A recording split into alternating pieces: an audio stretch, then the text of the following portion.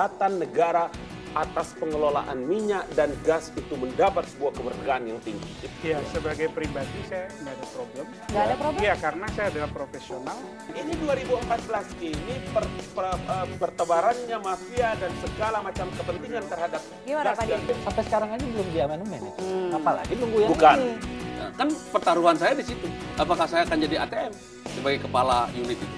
Itu nggak baik, itu nggak baik, ini nggak baik. Terus opo, gitu kan? Ternyata tidak memberi kemakmuran pada rakyat karena terjadi inefisiensi secara luar biasa. Ini yang digugat adalah undang-undang migas, bukan BP migas. Kemerdekaan politik yang diproklamasikan bangsa Indonesia pada 17 Agustus 1945 belum sempurna jika tidak dibarengi dengan kemerdekaan ekonomi.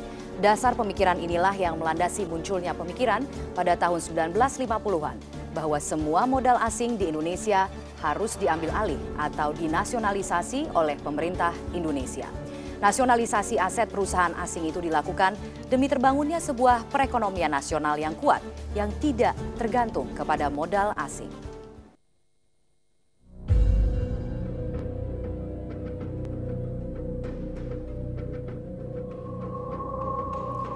Rumusan untuk merdeka secara ekonomi sebenarnya telah dimulai sejak diluncurkan program Benteng yang dirancang oleh Menteri Kemakmuran Sumitro Joyo Hadikusumo dalam Kabinet Natsir pada tahun 1951.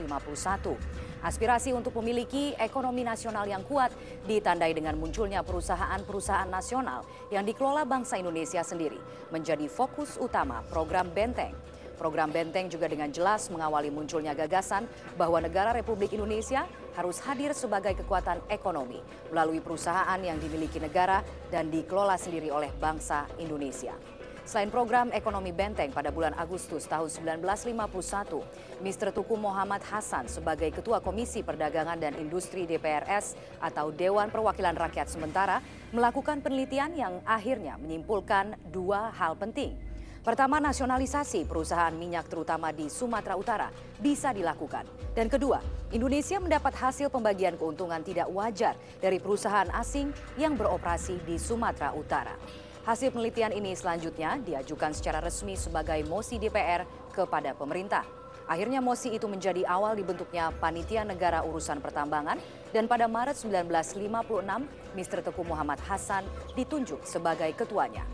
Cita-cita bangsa Indonesia untuk berdaulat secara ekonomi mendapatkan momentum baru pada tahun 1956 ketika pemerintah Indonesia memutuskan untuk membatalkan secara sepihak perjanjian konferensi meja bundar atau KMB. Dengan pembatalan hasil-hasil KMB, maka pemerintah Indonesia tidak lagi terikat keputusan untuk melindungi modal dan perusahaan asing, terutama modal dan perusahaan milik Belanda di Indonesia.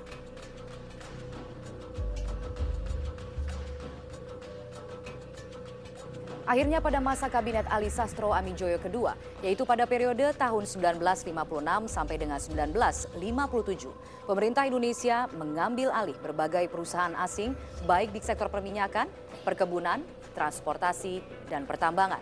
Perusahaan-perusahaan minyak yang diambil alih di Sumatera Utara dan Aceh sebelumnya dimiliki perusahaan minyak asing seperti Shell, Stanvac, dan Caltex. Panitia Negara Urusan Pertambangan selanjutnya menjadikan perusahaan minyak yang dinasionalisasi itu menjadi Permina pada tahun 1957 dan Pertamin pada tahun 1961. Pada tahun 1968 kedua perusahaan itu digabung menjadi Pertamina. Pemirsa, pengelolaan minyak dan gas di Indonesia mengalami pergeseran dari masa ke masa. Pada akhir abad ke-19, perusahaan asing sangat berkuasa dalam eksplorasi minyak di Indonesia. Setelah bangsa Indonesia merdeka, secara perlahan penguasaan sumber minyak dan gas akhirnya beralih ke tangan bangsa Indonesia.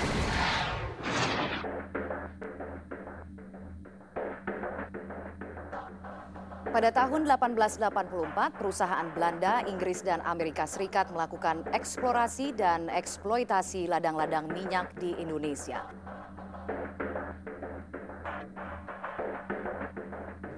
Lebih dari 50 tahun perusahaan-perusahaan minyak asing ini mengebor minyak di perut bumi Indonesia hingga tiba masa peralihan setelah bangsa Indonesia memproklamasikan kemerdekaan.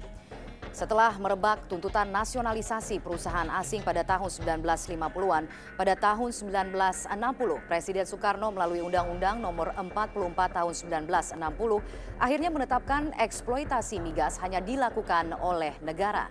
Selanjutnya pada periode 1961 sampai 1971, kilang minyak dan aset perusahaan asing dibeli pemerintah Indonesia. Pada tahun 1971, pemerintah Orde Baru menggabungkan Permina dan Pertamin digabung menjadi Pertamina yang diberi kewenangan dalam kuasa tambang dan memilih kontraktor blok migas serta menandatangani kontrak bagi hasil. Pada tahun 1996, pemerintah mengajukan RUU Migas baru untuk memisahkan peran regulator dan operator, tetapi usulan ini ditolak DPR. Pada tahun 1999, pemerintah kembali mengajukan RUU Migas ke DPR menyusul krisis ekonomi tahun 1997-1998. Akhirnya pada tahun 2001, RUU Migas disahkan menjadi Undang-Undang Nomor 22 Tahun 2001. Mengantisipasi perubahan undang-undang ini dibentuklah Direktorat Manajemen Production Sharing atau MPS, dan MPS kemudian berubah menjadi Badan Pelaksana Kegiatan Usaha Hulu Migas atau BP Migas pada 2002. Pada 13 November 2012, Mahkamah Konstitusi RI memutuskan BP Migas dinyatakan bertentangan dengan Undang-Undang Dasar 1945 dan harus dibubarkan.